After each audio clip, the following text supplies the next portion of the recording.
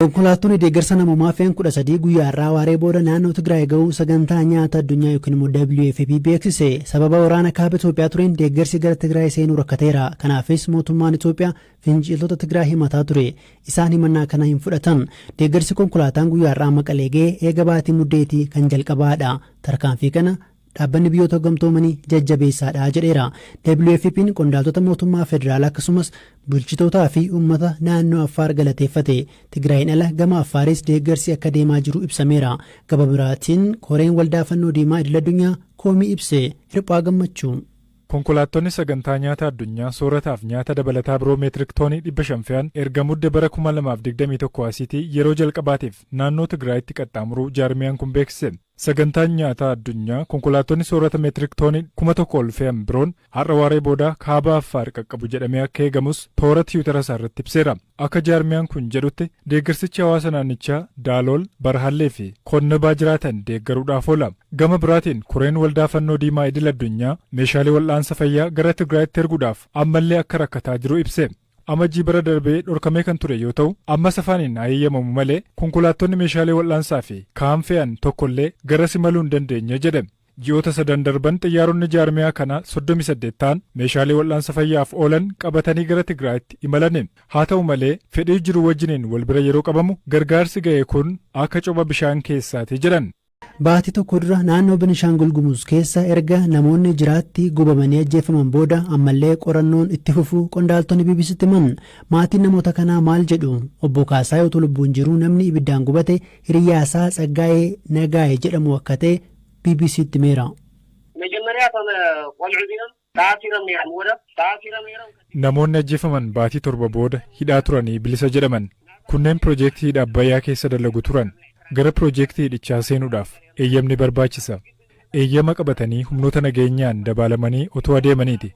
Aleellaan kan irratti baname makiinaan keessa jiran ni gubate. Ergasii namoota kana mana barnootaa kaampii Chaayinaa jedhamu bira geessuudhaan ajjeesani.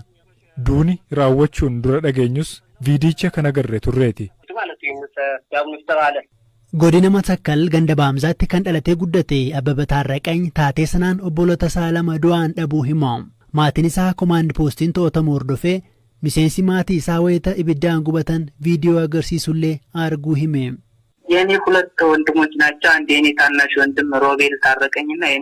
Obboloota koo lamatu ajjeefame. Roobeel Tarraaqanyii fi hangafa koo Gabra Maariyaam Gabra Madiin kan jedhamu. Isa hangafa kootii wajjiniin haati keenya tokko. Isa quxisuu kootii wajjiniin abbaa fi haati keenyaa tokko. Gilgalirraa guraandhala 13 bara 2014 ka'anii konkolaataan wayita dhufan deebifamanii turan. Eegumsaan dabaalamanii wayita marroo lammaffaadhaaf dhufan taateen kun isaan mudate. Erga jechaan raawwatee namoonni to'ataman jiru jechuun dhimmicha kan gaafanne Komishinarri Poolisii Beenishaangul Gumuz Haruun Omar ammallee qoratamaa jiraachuu BBC'tti himan. ይሄ ወንጀል ፈጽመዋል ተብሎ የተጠረጠሩ ሰዎች ቁጥጥር ስር እየዋሉ ከመሆኑ አንፃር ስለዚህ ነገሩ ሙሉ ቆራኖን itti fufee namootni badii kana raawwataniiru jedhamanii shakkaman to'annoo jala oolaa jiru. Gabaasa guutuu dhiyeessuuf dalaguutti jirra. Erga qorannoo xumurree booda uummatatti ibsuuf yaadame. Odeeffannoo qabnuun qorannoon dhibbeentaan 50 ol hojjetameera jennee amanna. ይሄ ነገር ነው ያለው። ከ50% በላይ የሚሆን ስራ ተሰርቷል ብለን ነው እኛ የምናምነው ካለን መረጃ አንፃር። ዱቢ ሂማን ሞቱማ ፌደራላ ዶክተር ለገሳ ቱሉንስ ajjechaan raawwatu hordofee qorannoon eegalu BBC'tti himaniiru. Gatiin xaa'oo barana qaala'uu isaatiin bitachuuf akka rakkatan qonnaan bultoonni BBC'tti himan. Kana malees xaa'oon barana dhiyeessiin isaa harkifachuu komatu. Qondaalli mootummaa dhimma kana dubbisne harkifatuusaa fi gatiin dabaluu mirkaneessu. Inumaa dursinee binne malee amma haalaan dabalee jedhan Hirphaa Gammachuu qonnaan bultoota gaafateera. Ba'aa wallaggaa namoota guddaadha. Alaa birraan jedhama. Gatiin isaa amma akkuma 4,700 jechaa jiru garuu hamma hoonaa gurguran jalqabne namoonni kun eessaa jira. Namnis naannoo kana ammoo akkas buqqa'eera ture. Naannoo keenya isee rakkisaadha waa'ee madaabaraa kana. Akka qalleeyyiin jiru namoonni sangaa kan hin qabne jira. Lafti kun immoo madaabaraa bareera. Hundumti keenya kenoo kanaaf burjaajofnee jirra. Gabareen adda duree ta'ee hektara 6-7-9 qotatu kunis danda'ee bitatu. Isin biroo amma yoonaatti wanti qaqqabee jira.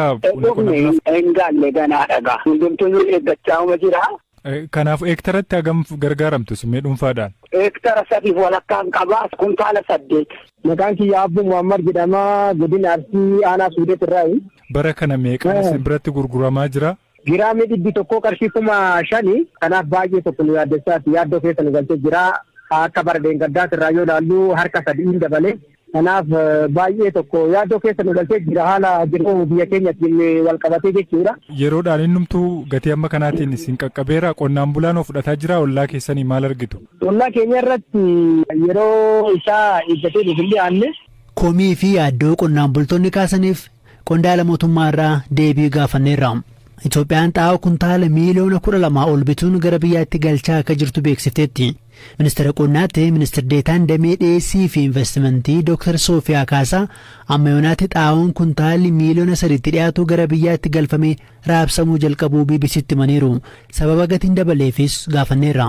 አጠቃላይ አሁን የግዢ ውል የፈጸምነው 12.8 ሚሊዮን ኩንታል xaa'oon baran bituuf waliigaltee mallatteessinee waliigalaatti kuntaal miliyoona 12 fi tuqa 8 guuta. Gosoota xaa'oo garaagaraa 3 bituuf waliigaltee mallatteessin. Jiguraan dhalarraa eegalee buufata doonii Jibuutii seenuu jalqabe. Ammiyoonatti buufata doonii Jibuutii xaa'oon kuntaal miliyoona 3 fi tuqa 7 qaqqabee jira. Kan keessaa kuntaalli miliyoona 2 fi tuqa 9 bikees qaqqabee jira. Bara dabree xaa'oon kuntaal miliyoona 17 dhiyaatu biyyaatti galfama. Akka biyyaatti xaa'oo barbaannu ilaallee xaa'oo dabalata bituu dandeenya. Dhiyeessiin isaa akka bara dabree waliin wal bira yeroo madaaluu harkifatee jira. Sababni isaa immoo biyyoonni xaa'oo oomishan gugurdoon weerara COVID-19 irra kan ka'e oomisha isaanii hir'isaniiru. Keessumaattuu gatiin gaazii boba'aa yuuriyaa oomishuuf gargaaru dabaluu isaan irraa kan madde dhiyeessiin xaa'oo addunyaa gahaa miti. Sadarkaa addunyaatti gatiin xaa'oo parsantii 120 oliin dabaleera. Nuti dursinee akka biyyaatti xaa'oo bituuf calbaasii waan baafneef gatii xaa'oo amma addunyaarra jiru waliin wal bira yeroo madaaluu fooyya'aadhaa jennee yaadna. Gatiin xaa'oo kuntaal tokko birri 4,000 oli. Gatii bara dabree waliin wal bira yoo madaaluu akka dabalin beekna. Xaa'oo naannoleef qoodaa jirra. Iddoowwan rakkoo nageenya jirtuutti qaamolee nageenya eegsisuun qaqqabsiifna. Lixa Oromiyaas xaa'oo qaqqabsiifnee jirra. ወደ ምዕራብ ኦሮሚያ ልከናል። Kilabiin laga xaafoo laga daadhii pirimeer liigii Itoophiyaatti ol guddate lagi xaafoo tapha xumuraan kilaba ollaa isaa Sandaafaa bakkee 4-2 injifachuun kan darbe kilabiin naqamtee osoo milkaa'in hafe yeroo ammaa kilaboonni 3 Oromiyaa keessa pirimeer liigii irratti taphataa jiru. Kilaboota 3 keessaa tokko kan Oromiyaa ol guddatuun waan guddaadha jedhu itti gaafatamaan waajjira Federeeshinii Kubbaa Miilaa Oromiyaa obbo Firoomsaa Laggasaa. Bu'aa olaanaadha akka Oromiyaatti kilabii tokko gara pirimeer liigiitti ol guddisuu jechuun wanni guddaadha. 3 darbattee gara pirimeer liigiitti 3 keessaa kilabii tokko guddisuun akka naannotti gaariidha. Kan naqamtee kun 2 wal qixa bahanii madiin darbeera naqamtee lammaffaa ba'e. Duraan dursa baga gammaddanii akkam ture taphisaanii? Lagi xaafoo jalqabarraa marsaa jalqabarraa ka'ee gammaatti dorgommii madaalaa fi dorgommii gaarii gaggeessaa ture. Ga'umsa isaatiin dorgommeetu injifannoo kana argate. Keessattuu Buraayyoo laga xaafoo fi Sandaafaa gidduu morkiin ture cimaa ture.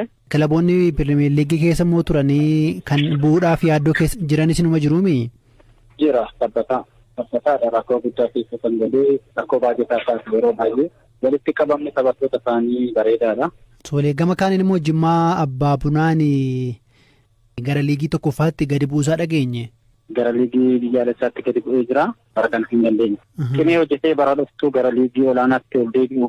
Dargaggoonni naannoo Benishaangul godina Matakkalaanaa Dibaaxeetti butamanii turan sin shaneedhanuun jedhanii nu butan jechuun BBC'tti himan akka lakkoofsa Itoophiyaa bitootessa bultii 8 jechuunis guyyoota 14 dura kan butaman dargaggoon dubbisne kanneen isaan waliin butaman 13 keessaa 2 yoo ajjeefaman kan hafan 2 lubbuu dhabuu himu.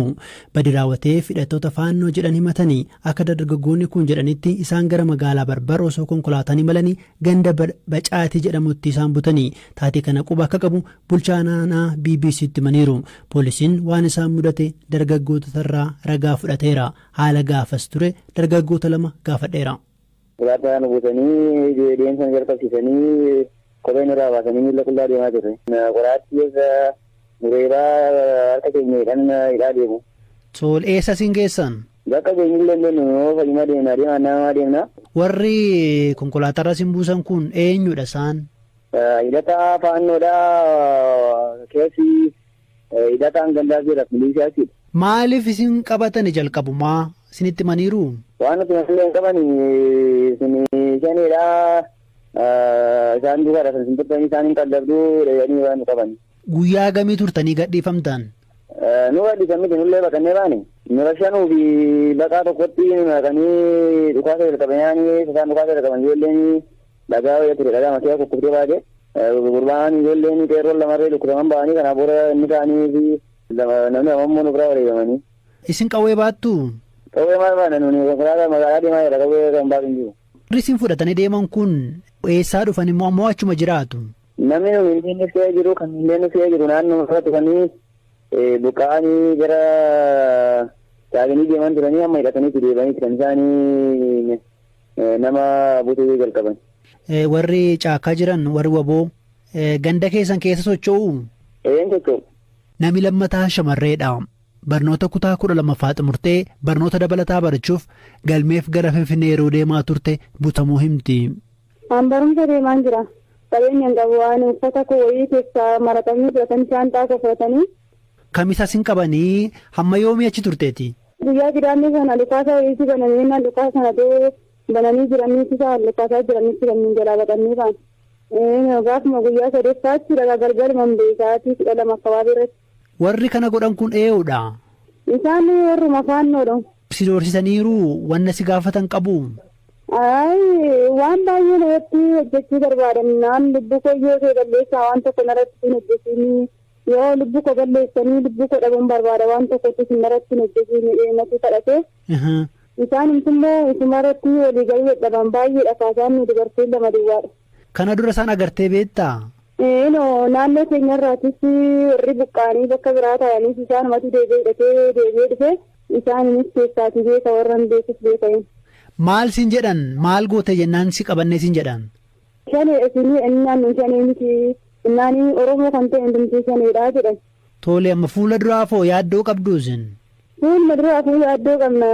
Akka dargaggoonni jedhanitti kana duras namoonni butamanii turan bakka isaan hidhattoonni waboo kan tarree shororkeessaa keessa galmaanni socho'u. Hidhattoonni kun immoo dhalattoota Amaaraa irratti xiyyeeffachuu bulchitoonni naannoo Amaaraa kana dura irra deddeebiin ibsaa turan. Isaan garuu ni waakkatu.